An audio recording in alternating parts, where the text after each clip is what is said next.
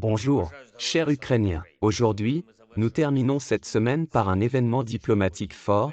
Pour la première fois en 32 ans, une délégation de haut niveau d'Arabie Saoudite s'est rendue en Ukraine. C'est un autre signe de respect pour l'Ukraine, pour notre résilience et notre force. Le respect du monde. Lundi, le dirigeant des États-Unis d'Amérique, le président Joe Biden, s'est rendu à Kiev. Le directeur du Fonds monétaire international était à Kiev. Mardi, la première ministre italienne Giorgia Meloni, une puissante délégation du Congrès américain, des représentants du Parti républicain, était à Kiev. Mercredi, une conversation avec le Premier ministre britannique Rishi Sunak. La première conversation dans l'histoire des relations bilatérales avec le président de l'Ouganda. Une conversation avec le président du Pakistan. Conversation avec le président de l'Estonie. Jeudi, le Premier ministre de l'Espagne Sanchez s'est rendu à Kiev.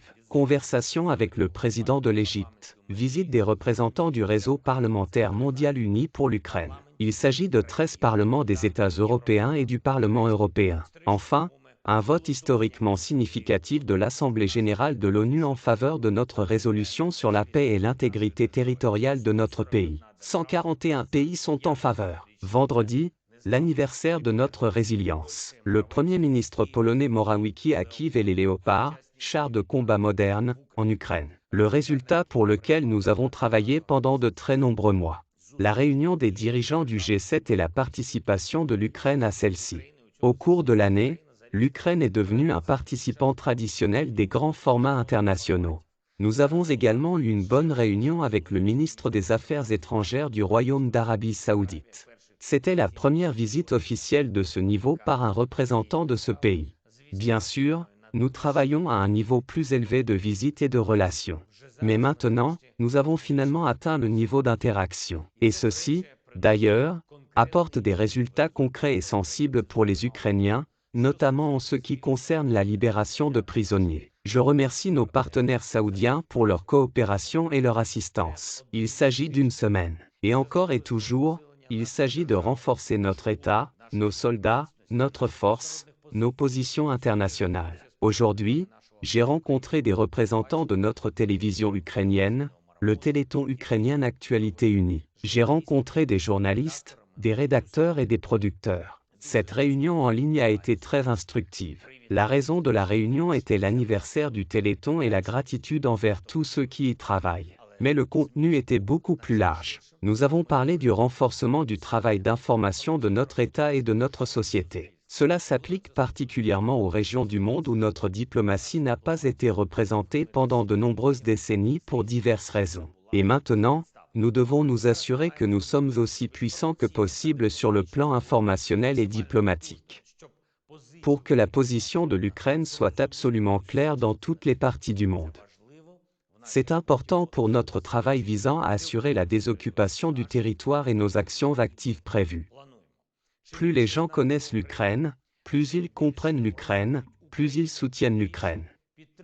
Et plus notre victoire se rapproche. Je remercie encore une fois tous ceux, chacun d'entre eux, qui travaillent dans le Téléthon, qui créent cette base d'information pour notre unité nationale. Merci pour votre dévouement à l'Ukraine, pour votre désir sincère de rechercher et de développer des formats qui renforcent le Téléthon et, par conséquent, l'Ukraine. Et merci de rechercher constamment de nouvelles méthodes de travail pour ceux qui se trouvent maintenant sur le territoire temporairement occupé de l'Ukraine, de trouver de nouveaux moyens d'accéder à notre peuple à Donetsk, Lougansk, dans le sud du pays et en Crimée. Il est très important que la Russie n'ait pas réussi à fermer les informations pour notre peuple sur notre terre dans la partie de l'Ukraine où le drapeau tricolore des terroristes est encore présent.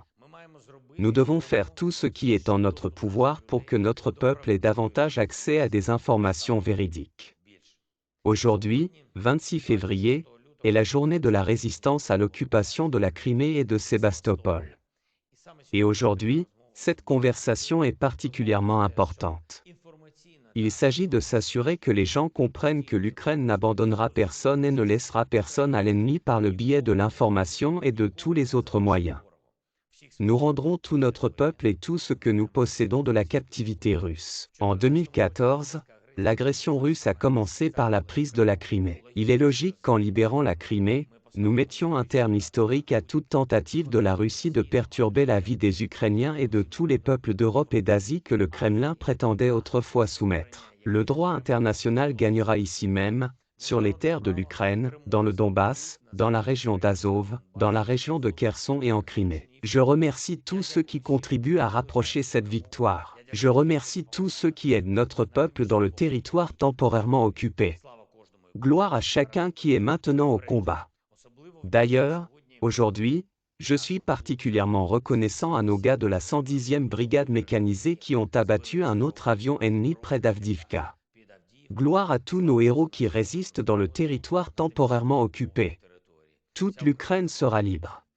Et encore une chose. Aujourd'hui, il y a de nouvelles décisions de notre État concernant les sanctions contre ceux qui sont impliqués ou aident la Russie à faire la guerre et à détruire la vie et les gens. J'ai signé 3 décrets pour mettre en œuvre les décisions du Conseil national de sécurité et de défense. Contre les Russes impliqués dans l'enlèvement d'enfants ukrainiens. Contre les représentants du secteur sportif russe qui tentent de mettre le sport au service de l'agression. Et contre ceux qui contribuent à maintenir des structures mercenaires en Russie pour la guerre contre l'Ukraine et tous les peuples libres. La pression de l'Ukraine va continuer. La pression du monde sur l'État terroriste se poursuivra. Gloire à l'Ukraine.